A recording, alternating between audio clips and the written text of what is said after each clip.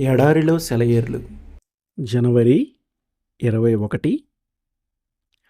ఈ విషయాలేవి నన్ను కదిలించవు. అపోస్తుల కార్యములు 20:24. సమూయేలు గ్రంథంలో చదువుతాము, హెబ్రోనులో దావీదును అభిషేకించగానే ఫిలిష్తీయులంతా దావీదు మీద పడి దాడి చేయటానికి వెతుక్కుంటూ వచ్చారు. ప్రభువు దగ్గర నుండి యోగ్యమైనది ఏదన్నా పొందామంటే వెంటనే సైతాను మనల్ని వెతుక్కుంటూ వచ్చేస్తాడు. మనం దేవుడి కోసం ఏదన్నా గొప్ప కార్యం చేయటానికి పూనుకున్నప్పుడు శత్రువు ఆదిలోనే మనకి అడ్డుపడ్డాడనుకోండి, అది మనకి రక్షణ సూచన. రెండింతలు ఆశీర్వాదాలు, శక్తి, విజయం మనవవుతాయన్నమాట. ఫిరంగి పేలినప్పుడు దాని గుండు ఇరుకు గొట్టంలో గుండా వెళ్ళవలసి రావటం చేత దాని వేగం రెట్టింపవుతుంది. విద్యుత్ శక్తి పుట్టేది కూడా ఇలానే కదా.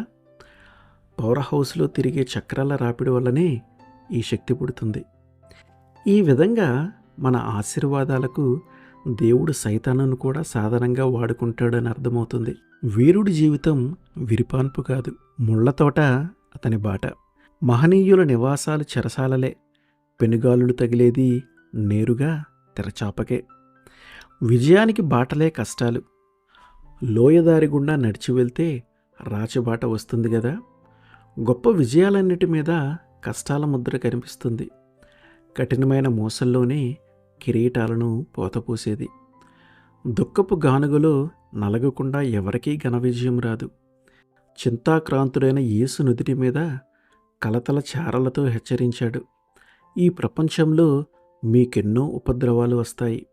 ఈ మాటలు అన్న వెంటనే ప్రశస్తమైన వాగ్దానం వచ్చింది. అయితే భయపడకండి, నేను లోకాన్ని జయించాను. ఈ అడుగుజాడలు ఎక్కడికి వెళ్ళినా కనిపిస్తాయి. సింహాసనానికి దారి తీసే మెట్ల మీద రక్తపు చారికలు కనిపిస్తాయి. గాయపు మచ్చలకి బహుమానమే రాజదండం.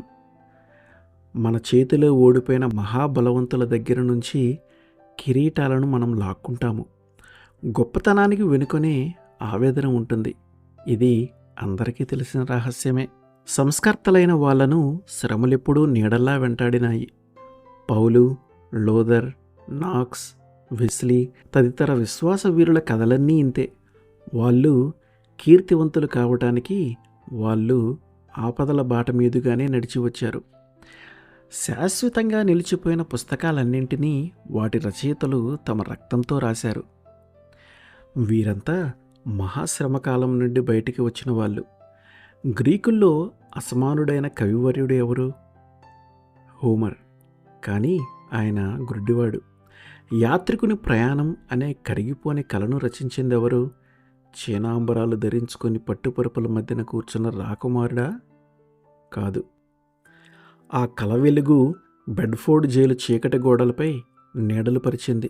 ఆ జైలు గదికి రాజు బన్యన్.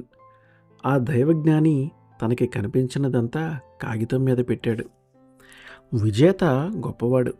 క్షతగాత్రుడై నెత్తురొలుకుతూ, కొన ఊపిరితో మూర్ఛితుడై రణరంగంలో కడదాకా పోరాడుతూ నేల కొరిగిన వీరుడు అతనికంటే నిజంగా గొప్పవాడు. ఆమెన్.